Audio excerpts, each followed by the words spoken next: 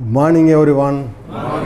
இப்போ நம்ம நிறைய கிளாஸஸ் பார்த்துக்கின்னு இருக்கிறோம் வாரம்.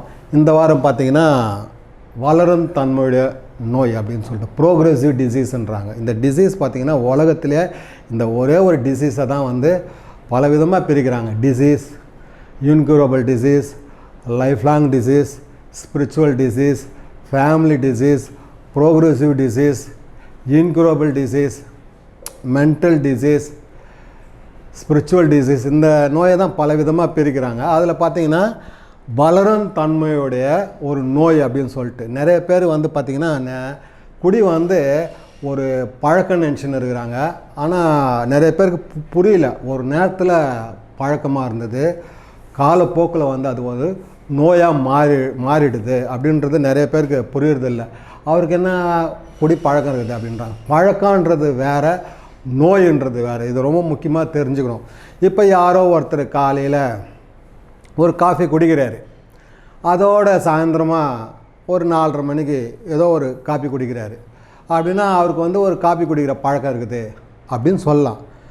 அதே காலையில் எழுந்திரிச்சோடனே ஒரு காஃபி, தூங்கி எழுந்திரிச்சோடனே மறுபடியும் ஒரு பாத்ரூம் போகும்போது ஒரு காஃபி, டிஃபன் சாப்பிட்டவொன்னே ஒரு காஃபி, வேலைக்கு கிளம்பும்போது ஒரு காஃபி, வேலைக்கு போய் சேர்ந்தவொன்னே ஒரு காஃபி, நடுவில் 11 மணிக்கு ஒரு காஃபி, 3 மணிக்கு ஒரு காஃபி, 5 மணிக்கு ஒரு காஃபி, 7 மணிக்கு ஒரு காஃபி அப்படின்னா அவருக்கு வந்து காஃபி பழக்கம் இல்லை, அவர் வந்து காஃபிக்கு அடிக்ட் ஆகிருக்கிறாருன்னு அர்த்தம்.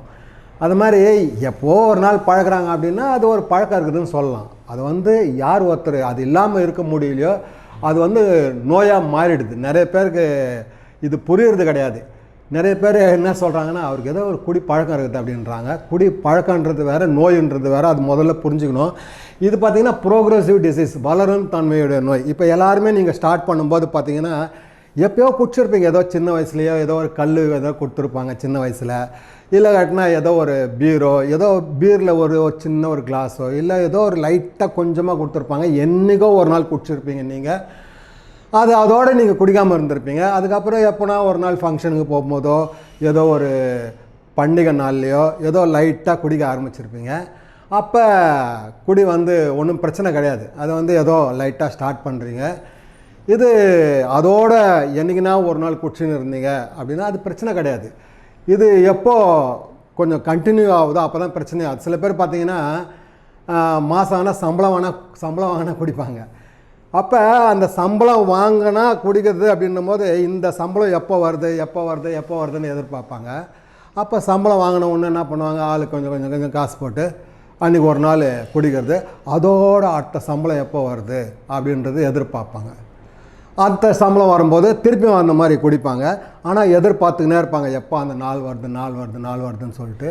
அந்த ஸ்டார்டிங் பீரியட் எல்லாமே பார்த்திங்கன்னா எந்த விதமான பிரச்சனையும் இருக்காது. குடிய ஆரம்பிக்கும் போது பார்த்திங்கன்னா நீங்கள் நல்லாவே குடிச்சிருப்பீங்க. நீங்கள் யாராவது சொரா போகிறா நண்டு ஏதோ இருக்கும். நீங்கள் நல்லா ஒரு கும்பலாக சேர்ந்து குடிச்சிருப்பீங்க. குடியை என்ஜாய் பண்ணியிருப்பீங்க ஸ்டார்டிங்லலாம்.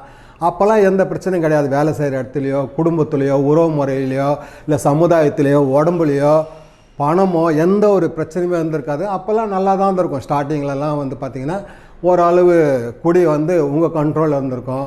எதனா ஃபங்க்ஷனுக்கு போனால் குடிக்கிறது, லீவு நாளில் குடிக்கிறது, அளவாக குடிக்கிறது, நீங்கள் நினச்சது குடிக்கிறது, நினச்சது சாப்பிட்றது.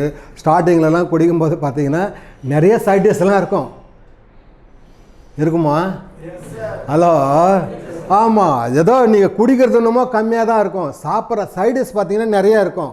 ஆனால் கடைசியில் பார்த்தீங்கன்னா ஹலோ நீங்கள் குடி தான் அதிகமாக இருக்குமே தவிர சைடிஷே ஒன்றுமே இருக்காது. ஏதோ ஒரு தலையை மோந்து பார்க்குறது, ஏதோ ஒரு ஊருக்காக நக்கி பார்க்குறது, ஏதோ அந்த மாதிரி ஒரு நேரத்தில் ஸ்டார்டிங்லலாம் வந்து ஒரு விதமாக நீங்கள் குடிச்சிருந்துருப்பீங்க. கடைசி பீரியடில் பார்த்தீங்கன்னா குடி வந்து வளர்ந்து ஒரு மோசமாகிட்டு இருக்கும். இது நீங்கள் புரிஞ்சுக்கணும். நீங்கள் ஸ்டார்டிங்லலாம் பார்த்தீங்கன்னா ஏதோ மாதத்தில் ஒரு நாள் குடிக்கிறது, ஏதோ ஒரு பண்டிகை நாளில் குடிக்கிறது, இந்த மாதிரி இருந்திருக்கும்.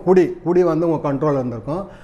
அதுக்கப்புறம் ஒரு கட்டத்தில் பார்த்தீங்கன்னா ஞாயிற்றுக்கிழமைனா மாதத்தில் ஒரு நாள்ன்றது பார்த்திங்கன்னா ஞாயிற்றுக்கிழமைனா குடிக்கிறது ஆகிட்டுருக்கும். அப்போ ஞாயிற்றுக்கிழமை லீவு நாளில் குடிக்கிறதா அப்படின்னு சொல்லிட்டு ஞாயிற்றுக்கிழமை குடிச்சுருந்துருப்பீங்க. கொஞ்ச நாள் கழித்து பார்த்தீங்கன்னா ஞாயிற்றுக்கிழமை குடிக்கணும், சனிக்கிழமையே ஆரம்பிச்சிடலாம் சொல்லிட்டு சனிக்கிழமை நைட்டே ஆரம்பிச்சிருவீங்க. நாளைக்கு ஞாயிற்றுக்கிழமை தானே லீவு நாள் தானேன்னு சொல்லிட்டு சனிக்கிழமை நைட்டாக குடிக்கிறது. சனி ஞாயிறாக இருந்திருக்கும். கொஞ்சம் நாள் கழிச்சு அந்த சனி ஞாயிறு குடிச்சிருந்துருப்பீங்க சில வருஷம். அதுக்கப்புறம் பார்த்திங்கன்னா சனி ஞாயிற்றுக்கிழமை நீங்கள் ஃபுல்லாக குடிக்கிறது. திங்கக்கிழமை ஒரு தூங்கி எழுந்துச்சோன்னு ஒரு ஆங்க ஓவர் ஆகிடும். அந்த ஒரு மாதிரி வேலைக்கு போக முடியாது, ஒரு மாதிரி தூக்கம் அதிகமாக இருக்கும், டயர்டு அதிகமாக இருக்கும். இந்த குடி மேலே இருக்கிற அந்த வெறி வந்து கொஞ்சம் அதிகமாகும். அதனால் வந்து சனி ஞாயிறுன்றது திங்கக்கிழமையும் சேர்த்து குடிக்கிறது. திங்கக்கிழமைக்கு என்ன கிழமை என்னான்னு பேர் வச்சுருக்கிறீங்க நீங்கள்? சின்ன ஞாயிற்றுக்கிழமை. ஹலோ சின்ன ஞாயிற்றுக்கிழமை. உலகத்திலே வந்து திங்கக்கிழமைக்கு வந்து ஒரு பேர் சின்ன ஞாயிற்றுக்கிழமை, குட்டி ஞாயிற்றுக்கிழமை, இந்த மாதிரி பேர் வச்சது யாரான்னு பார்த்தீங்கன்னா குடிகாரன் தான். இந்த ஞாயிற்றுக்கிழமை ஒரு நாள் குடிக்கிறதுனால சனி ஞாயிறாகி அப்புறம் சனி ஞாயிறு திங்கக்கிழமை ஆகிடும். இந்த குடி வந்து பார்த்திங்கன்னா கொஞ்சம் கொஞ்சமாக வளர்ந்துக்கினே போகுது இது. அதுக்கப்புறம் சனி ஞாயிறு திங்கள் அப்படின்றது வந்து அதுக்கப்புறம் டெய்லி குடிக்கிறதாகிடுது. டெய்லி நைட் ஆனால் எப்போ வேலை முடியும், எப்போ லீவ் விடுவாங்க, எப்போ பர்மிஷன் சொல்லலாம், அந்த மாதிரி குடி வந்து அதிகமாக டெய்லி நைட்டில் ஆனால் குடிக்கிறதாகிடும். ஒரு கட்டத்துக்கு மேலே என்ன ஆகிடும்னா டெய்லி நைட்டில் மட்டும் குடிச்சுன்னு இருக்குது. பார்த்திங்கன்னா மத்தியானமே ஆரம்பிச்சிடுது. நைட்டில் மட்டும் குடிச்சின்னு இருந்தால் பிரச்சனை கிடையாது. அதுனா வந்து பகல் கொடி ஆகிடுது. எப்போ பகல் கொடி ஆகுதோ அப்போ பிரச்சனைக்குரிய நோயாளி ஆகிட்டோன்னு அர்த்தம். அது எப்போ ஒருத்தன் பகலில் குடிக்கிறானோ அவன் நோயாளியாக மாறிட்டான்னு அர்த்தம். அந்த நைட்டில் மட்டும் குடிச்சுன்னு இருக்குது. அப்புறம் மத்தியானமே ஸ்டார்ட் பண்ணுறது, அப்புறம் காலையிலே ஸ்டார்ட் பண்ணுறது குடியை. தூங்கி எழுந்தச்சோன்னே குடி முகத்தில் தான் முழிக்கிறது. நாளைக்கு குடிக்கிறது பற்றி இன்றைக்கே யோசிக்கிறது, இன்றைக்கே பிளாக்கில் வாங்கி வைக்கிறது, இன்றைக்கே ஸ்டாக் வாங்கி வைக்கிறது. இதெல்லாம் பார்த்திங்கன்னா குடி நோயினுடைய அறிகுறிகள். நீங்கள் வந்து குடி பழக்கம் இல்லை, குடி நோயில் மாட்டிக்கினீங்கன்னு அர்த்தம். இது நாலாவது பார்த்திங்கன்னா இந்த டிசீஸ் வந்து ப்ரோக்ரெசிவ் ஆகிக்கினே இருக்குது, வளர்ந்துக்கினே போகுது. இந்த வளர்ந்துக்கினே போகிறதுனால என்ன அப்படின்னு பார்த்திங்கன்னா உடல் ரீதியாக பலவிதமான பாதிப்பாகுது. நீங்கள் குடி நோய் நீங்கள் ஸ்டார்டிங்லலாம் பார்த்தீங்கன்னா நீங்கள் படுத்தா தூங்குவீங்க, பசி எடுக்கும், ஒரு வேலைக்கு உங்களால் போக முடியும். கடைசி பீரியட்லலாம் பார்த்தீங்கன்னா குடி அதிகமாக படுத்தா கூட வந்து உங்களுக்கு தூக்கமே வராது. விடியங்காத்தால் அந்த போதை தெரிஞ்சவொன்னே 2 மணிக்கு கண்ணு முழிச்சிடுறது, 3 மணிக்கு கண்ணு முழிச்சிடுறது, 3:30 மணிக்கு கண்ணு முழிச்சிடுறதுக்கு எப்போ கண்ணு முழிக்கிறீங்களோ தூக்கமே வராது. ஒரு நேரத்தில் வந்து குடிச்சிட்டு நல்லா தூங்கியிருப்பீங்க, சாதாரணமாக தூங்கியிருப்பீங்க. கடைசியில் வந்து குடிச்சிட்டு தான் அது வந்து தூக்கம் கிடையாது, அது வந்து ஒரு மயக்கம். அதுக்கப்புறம் பார்த்திங்கன்னா இருக்கிற தூக்கமும் போயிடும். அதே மாதிரி நல்லா சாப்பிட்ருப்பீங்க ஸ்டார்டிங்லலாம் பார்த்திங்கன்னா. அதுக்கப்புறம் பார்த்திங்கன்னா குடி நோய் வளர சாப்பாடு கொஞ்சம் கொஞ்சமாக கம்மியாகிடும். உங்களுக்கு ஏதோ 1/2 இட்லி 1 இட்லி சும்மா லைட்டாக ஏதோ கொஞ்சமாக சாப்பிட்றது. எதுக்கோசம் அப்படின்னு பார்த்தீங்கன்னா குடித்தா அப்போ தான் அது வந்து வயிற்றில் தங்கும். ஏதோ கொஞ்சம் வயிற்றில் ஏதோ ஒரு தீனி இருந்தால் தான் அந்த குடிக்கிறது வந்து உள்ளே போய் தங்கி, இல்லாட்டினா வாமிட்டு வந்துடும். அதனால் ஏதோ லைட்டாக சாப்பிட்றது. இந்த மாதிரி உடல் ரீதியாக குடியினுடைய முத்தி போன நோயினுடைய ஸ்டேஜ் பார்த்திங்கன்னா உடல் ரீதியாக சாப்பாடு எடுக்காது, தூக்கம் கெட்டு போயிடும், அப்புறம் ஷிவரிங், நரம்பு தளர்ச்சி ஆகிடும். ஒரு வேலையை வந்து ஒழுங்காக செய்ய முடியாது. ஏதோ ஒரு கட்டிங்கோ ஏதோ ஒரு கோட்டரோ கொஞ்சம் உள்ளே போனால் தான் கொஞ்சம் ப்ரெஷ்ஷை பிடிக்க முடியும், ஏதோ கோல்ட்ரு பிடிக்க முடியும், ஏதோ டைப் அடிக்க முடியும், ஏதோ வண்டி ஓட்ட முடியும். அந்த மாதிரி உடம்பு வந்து அதுக்கு அடிக்ட் ஆகிடுது.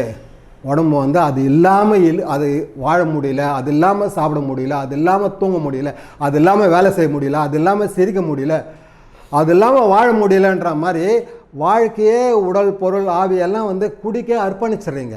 அது மாதிரி உடல் ரீதியாக பலவிதமான பாதிப்பாகிடுது. குடி நோய் முத்தும் போது முன்னாடிலாம் பார்த்தீங்கன்னா உங்கள் கண்ட்ரோலில் இருந்திருக்கும் குடி ஸ்டார்டிங்லலாம். அதுக்கப்புறம் நீங்கள் அது கண்ட்ரோலுக்கு போயிடுறீங்க, குடியினுடைய கண்ட்ரோலுக்கு போயிடுறீங்க. இது ரொம்ப தெரிஞ்சுக்கணும். இது அதுக்கப்புறம் பார்த்தீங்கன்னா இந்த ஸ்டார்டிங்லலாம் பார்த்தீங்கன்னா அந்த அளவுக்கு வந்து குடியை பற்றி அதிகமாக சிந்தனை இருக்காது உங்களுக்கு. ஏதோ எப்போ டைம் கிடைக்குதோ அப்போ தான் குடிச்சுன்னு இருந்திருப்பீங்க. எப்போ சூழ்நிலை அமையுதோ, ஏதோ சாவோ, ஏதோ ஒரு கல்யாணமோ, ஏதோ ஒரு நல்லது கெட்டதோ, ஏதோ பர்த்டேவோ, ஏதோ ஒரு ஃபங்க்ஷனோ, ஏதோ லீவ் நாளில் ஏதோ ஒரு பண்டிகையோ இல்லை ஏதோ திருவிழாவோ அப்போ நீங்கள் குடிச்சுன்னு இருந்திருப்பீங்க. இந்த கடைசி நோய் முத்தின ஸ்டேஜில் பார்த்தீங்கன்னா 24 மணி நேரமும் அதிகமாக வந்து குடியை பற்றியே சிந்தனை இருந்திருக்கும். நீங்கள் காலையில் தூங்கி எழுந்திரிச்சிக்கும் போதே நைட்டு வாங்கி வச்சது பேலன்ஸ் இருக்குதா இல்லையா, பாக்கெட்டில் காசு இருக்குதா இல்லையா, கடை எப்போ திறப்பாங்க, எங்கே பிளாக்கில் விற்பாங்க, எங்கே போய் வாங்கலாம் அப்படின்னு சொல்லிட்டு மனசு வந்து எப்போ பார்த்தாலும் குடியை பற்றியே சிந்தனையில் இருக்கும். அடுத்த போதையை பற்றியே சிந்தனையில் இருக்கும். அதுக்கு எப்படி காசு அட்ஜஸ்ட் பண்ணலாம், டைமிங் எப்படி அட்ஜஸ்ட் பண்ணலாம், எப்படி லீவ் சொல்லலாம், எப்படி பர்மிஷன் போடலாம், எங்கே போய் குடிக்கலாம், எங்கே போய் வாங்கலாம், யாரை போய் பார்க்கலாம், எதை விற்கலாம், எதை வைக்கலாம், அந்த மாதிரி எப்படி காசு அட்ஜஸ்ட் பண்ணுறது, அடுத்த போதை எப்படி இது பண்ணுறதுன்னு சொல்லிட்டு ஹோல் திங்கிங் பார்த்திங்கன்னா குடியை பற்றியே அதிகமாக இருக்கும் உங்களுக்கு. என்னடா வாழ்க்கையை குடும்பமாச்சு, மனைவியாச்சு, குழந்தையாச்சு, சொந்தக்காரங்க பாதிக்கப்படுறாங்க, வீட்டில் இருக்கவங்க பாதிக்கப்படுறாங்க, அசிங்கமாகுது, மான மரியாதை போகுது, அதெல்லாம் பார்த்துக்கலாம் விடு அப்படின்ற மாதிரி குடிக்கோசம் என்ன வேணாலும் செய்கிறது, அந்த ஒரு ஸ்டேஜுக்கு ஆகிடுறது. குடிக்கோசம் என்ன வேணாலும் செய்கிறதுனா என்ன அப்படின்னு பார்த்தீங்கன்னா உங்களுக்கு நல்லா தெரியும். உங்களுக்கு வந்து நீங்கள் ஒயின் ஷாப் போனீங்கனாலே போட்டிருப்பாங்க மது நாட்டுக்கு வீட்டுக்கு உயிருக்கு கேடு அப்படின்னு சொல்லிட்டு. யாரும் தப்பு பண்ண, உயிருக்கே கேடு, உயிரே வந்து குடியினால் உயிரே போகுது, குடும்பமும் கெட்டு போகுது அப்படின்னு சொல்லிட்டு தெரிஞ்சும் பண்ணுறாங்க அப்படின்னா என்ன அர்த்தம் சொல்லுங்கள்? யார் பண்ணுவா? அது உயிருக்கு கேடு, நம்ம உயிருக்கே கேடு தெரியும் ஆனாலும் பண்ணுறது. அந்த அளவுக்கு குடி வந்து எக்ஸ்ட்ரீமாக இது நோயாளியாக மாறி போயிடுறீங்க நீங்கள். இது ரொம்ப முக்கியமாக தெரிஞ்சுக்கணும். அதே மாதிரி பார்த்தீங்கன்னா ஸ்டார்டிங்லலாம் வந்து கரெக்டாக வேலைக்கு போயிருப்பீங்க, டைமுக்கு போயிருப்பீங்க, ஒழுங்காக சம்பாரிச்சிருப்பீங்க, ஒழுங்காக காசு வாங்கி வீட்டில் கொடுத்துருப்பீங்க, உங்களுக்கு தேவையானது என்னென்னமோ அதெல்லாம் செஞ்சுருப்பீங்க. ஆனால் கடைசி பீரியடில் பார்த்தீங்கன்னா வேலைக்கு நிறைய லீவ் போடுறது, நிறைய பர்மிஷன் வாங்குறது, ஒரு வேலையை விட்டு இன்னொரு வேலை மாற்றுறது, அந்த வேலையை விட்டு இன்னொரு வேலை மாற்றுறது, இதை விட்டு அதை மாற்றுறது, அந்த மாதிரி வேலையில் வந்து நிறைய ஒரு ரெகுலேஷன் கெட்டு போய்ட்டுருக்கோம். ஒரு தொடர்ந்து ஒரு தொழிலை செய்கிறதோ ஒரு வேலையை செய்கிறதோ நிறைய வந்து தொழிலில் பாதிப்பாக இருக்கும். உங்களுக்கு மரியாதை கூட போய்ட்டுருக்கோம் தொழிலில். முன்ன மாதிரிலாம் செய்ய மாட்டான்பா, ஃபஸ்ட்டு மாதிரிலாம் இல்லைப்பா, இப்போல்லாம் குடிக்க அடிமையாயிட்டான்பா, குடிநோயாளி ஆகிட்டான்பா, அவெல்லாம் என்ன செய்கிறான்றதே தெரியலன்னு சொல்லிட்டு கொஞ்சம் கொஞ்சமாக வந்து வேலையினுடைய திறன் கம்மியாகவும் வேலை பாதிக்கப்படும். இதனால் குடும்பம் எப்போ வேலை பாதிக்கப்படுதோ நீங்கள் ஒழுங்காக சம்பாரித்து வீட்டுக்கு கொடுக்க முடியாது, ஒழுங்காக வீட்டில் இருக்கிற தேவையை பூர்த்தி பண்ண முடியாது. அதனால் குடும்பத்தில் பாதிப்பு, உறவு முறையில் பாதிப்பு, வீட்டில் இருக்கிற ஏதோ சாப்பாட்டுக்கோ ஏதோ ஒரு தேவைக்கோ பசங்களை படிப்புக்கோ அந்த மாதிரி எல்லா விதமான பாதிப்பும் குடும்பத்துலேயும் உருவாகுது, வேலை செய்கிற இடத்துலையும் உருவாகுது. எப்போ அந்த குடும்பத்துலேயும் வேலை செய்கிற இடத்துல உங்களுக்கு பிரச்சனை அதிகமாகினா இருக்குதோ சமுதாயத்துலேயும் வந்து உங்கள் கெட்ட பேர் ஆகிடும், சமுதாயத்தில் ஒரு மதிப்பு கம்மியாகிடும். சமுதாயத்தில் யார் பார்க்குறாலாம் வந்து ஒரு விதமாக மட்டமாக பார்ப்பாங்க, ஒரு கீழ்தரமாக பார்ப்பாங்க, கீழ்தரமாக பேசுவாங்க, மதிக்க மாட்டாங்க. உங்களை மட்டும் இல்லை உங்கள் குடும்பத்தில் இருக்கிறவங்க மதிக்க மாட்டாங்க. குடி வந்து அந்த அளவுக்கு எக்ஸ்ட்ரீமாக எடுத்துன்னு போயிடுது உங்களை. ஆனால் உங்களால் வந்து உணர முடியலை. நீங்கள் என்ன நினைக்கிறீங்க, ஸ்டார்டிங்கில் எப்படி குடிச்சிங்க, முதல்ல எப்படி குடிச்சிங்க, உங்களுடைய மனசு வந்து உங்களை வந்து தந்திரமாக ஏமாற்றிக்கினே இருக்குது. அந்த குடியே எதிர்பார்க்குது. ஸ்டார்டிங்கில் குடிக்கும் போது எல்லாருமே நல்லா தான் குடிச்சிருப்பீங்க, சந்தோஷமாக குடிச்சிருப்பீங்க. அப்போ வாழ்க்கையில் எந்த விதமான பிரச்சனையும் இருந்தால் இருக்காது, வாழ்க்கை உங்கள் கண்ட்ரோலில் இருந்திருக்கும். எல்லாமே financially, mentally, emotionally, spiritually, family, relation, social எல்லா ஆஸ்பெக்ட்டுமே ஓரளவு கண்ட்ரோலாக இருந்திருக்கும் ஸ்டார்டிங்கில். ஆனால் கடைசி பீரியடில் பார்த்தீங்கன்னா எல்லா விதத்துலையுமே பாதிப்பாக இருக்கும். உடல் ரீதியாக, மன ரீதியாக, குடும்பம், உறவு முறை, சமுதாயம், பணம், மான மரியாதை, உடம்பு எல்லாமே பாதிக்கப்பட்டிருக்கும். ஆனாலும் நீங்கள் அந்த உணரக்கூடிய தன்மையில் இல்லை, அந்த நோய் வந்து அந்த மாதிரி உங்களை பண்ணி வச்சுது. ஒரு கட்டத்தில் பார்த்தீங்கன்னா உங்களுக்கும் தெரியும் நம்ம வந்து ரொம்ப கீழ்தரமாக பேசுகிறோம், கீழ்தரமாக நடந்துக்கிறோம், கீழ்தரமாக வாழ்கிறோம், மனுஷனாகவே இல்லை, குடினால எல்லாத்தையும் இழந்துட்டோம், அசிங்கமாகுது, மான மரியாதை போகுது, குடும்பம் போகுது, வேலை போகுது, உடம்பு போகுது, பசி எடுக்கல, தூக்கம் இல்லை, நிம்மதி இல்லை, சந்தோஷம் இல்லை, நல்லா தெரியும். ஆனாலும் நீங்கள் வெளியில் வரணும்னு நினைப்பீங்க. அதனால் உங்களால் வெளியில் வர முடியாது.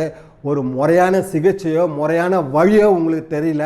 நீங்கள் பல விதமாக முயற்சி பண்ணியிருப்பீங்க. ஏதோ மாயம், மந்திரம், தந்திரம், கோயில், கோலம், டாக்டர்கிட்ட போகிறது, ட்ரிப்ஸ் ஏற்றுறது, ஊர் விட்டு ஊர் போகிறது, இடம் விட்டு இடம் மாற்ற ஏதோ முயற்சி பண்ணியிருப்பீங்க. ஆனால் நிரந்தரமாக வெளியில் வர தெரியல.